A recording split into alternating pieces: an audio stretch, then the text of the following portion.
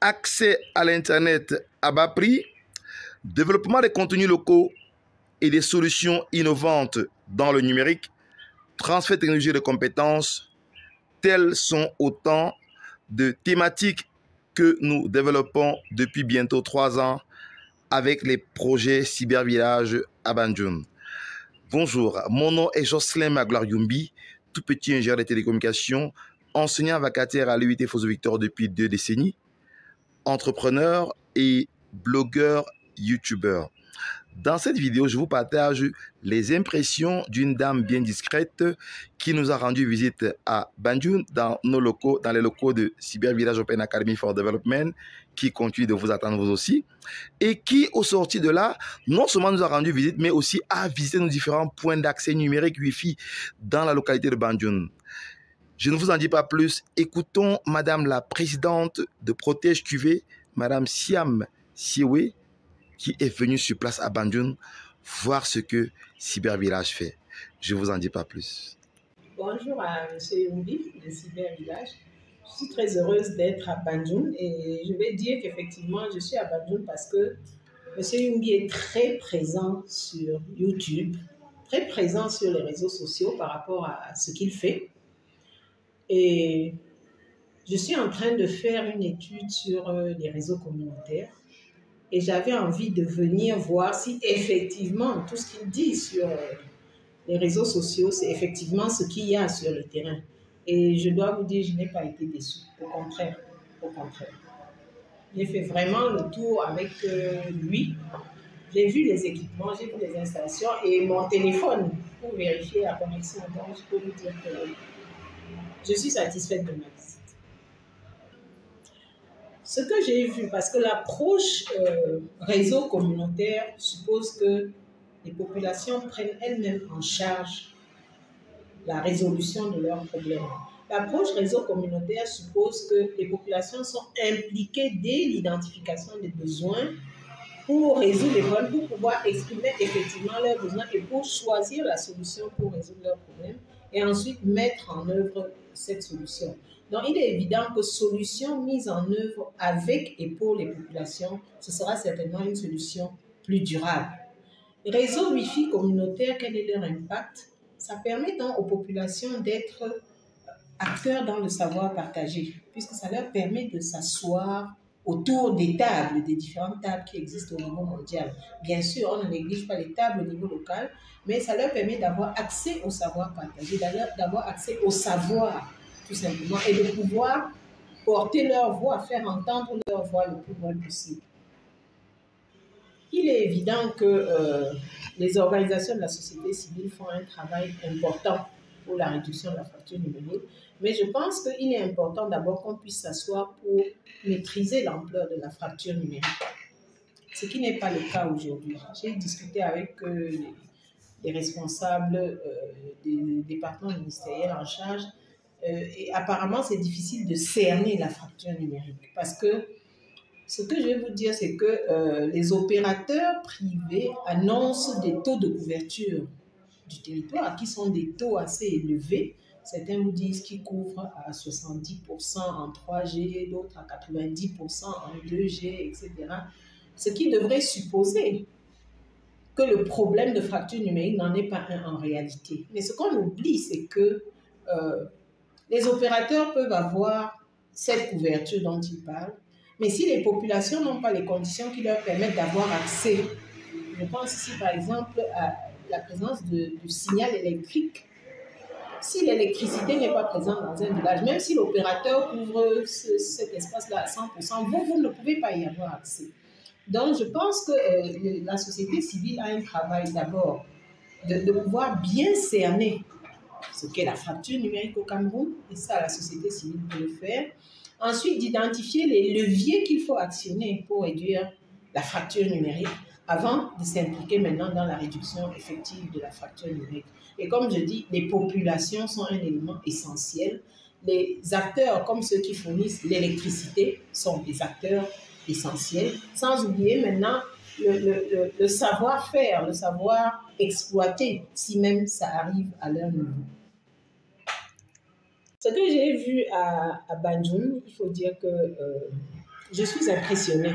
Ça, je dois le dire. Parce que je testais avec mon téléphone, des fois sans même dire à mon interlocuteur que je suis en train de vérifier si le réseau est toujours présent. Et effectivement, la manière dont il a déployé le réseau dans la ville de Banjul, j'avais le réseau sur mon téléphone. Et comme au préalable, il m'avait approvisionné avec un ticket qui me permettait d'être connecté sur 24 heures, j'étais donc connecté. À Banjul, M. Yumbi, Cybervillage, je l'appelle toujours M. Cybervillage, a donc mis en valeur ce qu'on peut appeler la technologie appropriée. Je ne sais pas, les campénas, comme il appelle. Les campénas lui ont permis de démultiplier le signal et d'atteindre de ce fait une part importante de la localité.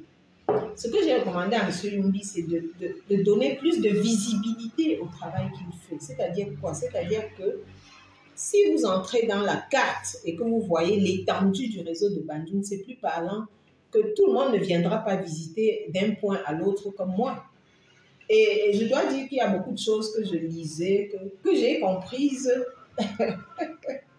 de fait parce que je suis venue à Banjul. Et j'ai trouvé un centre de formation. J'ai trouvé des jeunes ingénieurs qui étaient en train de travailler.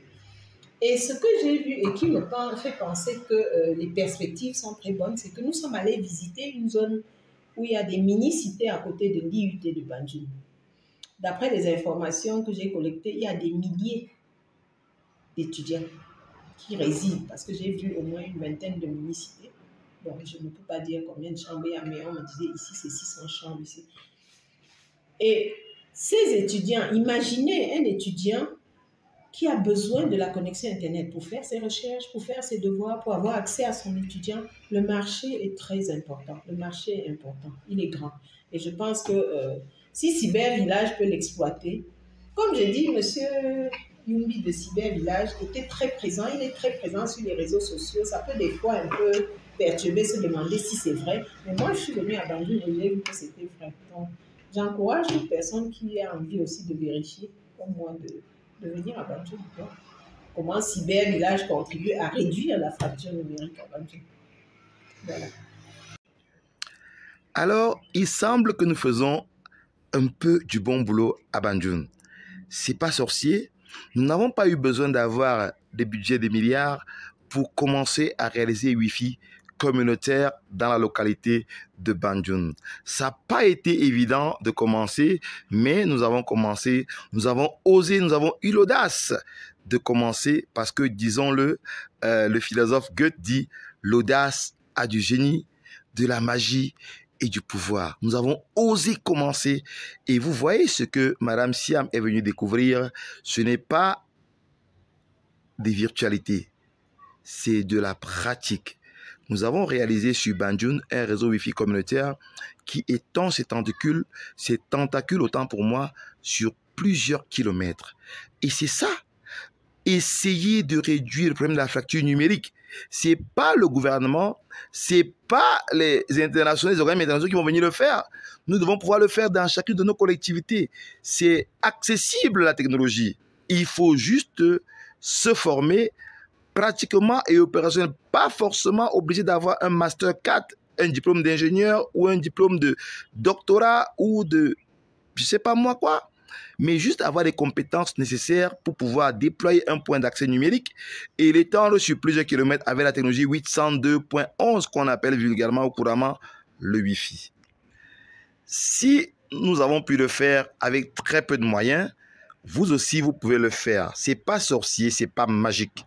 Voilà pourquoi nous déployons pendant le mois de juin, juillet et août les cybervillages bootcamp sur des localités particulières. À Banjul d'abord, puis à Tchang, puis à Bafoussam, puis à Bafan, Baganté et après nous allons attaquer l'extrême nord avec Maroua, redescendre sur Yaoundé, Bafia et boucler la boucle par Douala. Alors, vous aussi, vous pouvez réaliser des réseaux Wi-Fi communautaires dans votre quartier, dans votre village, dans votre collectivité simplement. Pour avoir l'agenda complet des cybervillages bootcamp de juin, juillet et août, cliquez simplement sur le lien en bas de cette vidéo. Et puis, si vous avez aimé la vidéo, mettez-nous un bon pouce, activez la cloche de notification pour ne rater aucune vidéo des aventures des CB Village. Et si vous le voulez bien, partagez la vidéo au grand max pour qu'on puisse avoir un impact global parce que les challenges sont grands. Il faut réduire la fracture numérique, mais aussi il faut rendre l'Internet accessible au plus grand nombre en faisant des points d'accès mutualisés dans les quartiers, dans les villages et dans toutes nos collectivités d'Afrique. Ce sont les nouveaux défis du millénaire, ce sont les défis, les challenges de développement pour pouvoir espérer être émergent à l'horizon 2025, 2035 ou où vous voulez. Quant à moi, je vous dis ciao. À très bientôt dans les aventures des CB Village. Ça va cartonner très dur juin, juillet et août. Bye bye.